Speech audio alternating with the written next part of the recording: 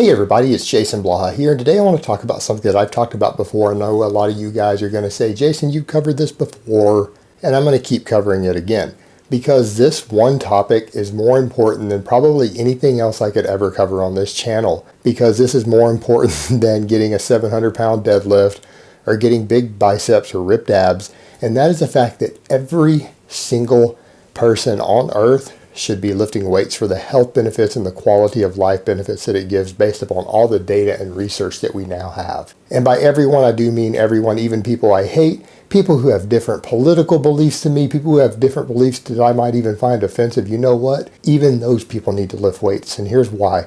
I don't even want my worst enemies to die of cancer or to have diabetes, because I've seen people die from those things. And we know that lifting weights improves those things. At this point, here's what we know lifting weights based upon the research does. It reduces rates of cancer by 50%. I've discussed in detail how it does that in the body. There's a biological pathway by which it does it.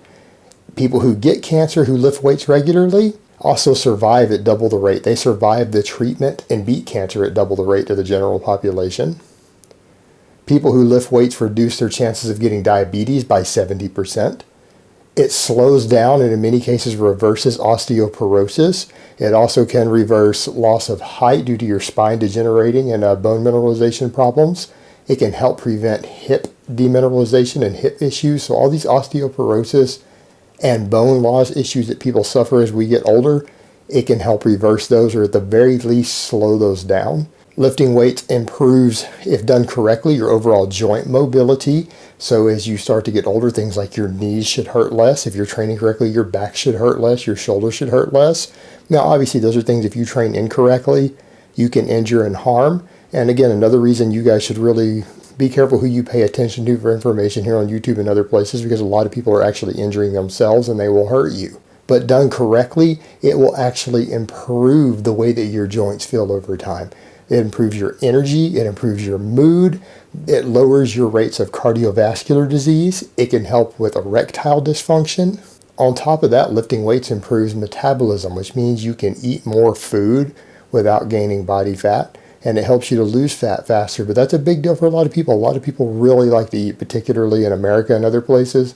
Lifting weights will let you eat more food while gaining less weight and less fat from it. And these aren't things that require you to spend hours and hours a day in the gym to achieve. This is stuff that you guys could pull off by lifting weights with efficient, good programs like some of the stuff that I and a few other people put out. You can be in the gym and out of the gym in 20 to 30 minutes, 2 to 3 times a week, and glean all of those benefits. If you pick efficient, heavy free weight exercises instead of spending a lot of time doing machine work and fluff and everything, those health benefits and quality of life benefits can be gleaned in less than 2 hours of work a week.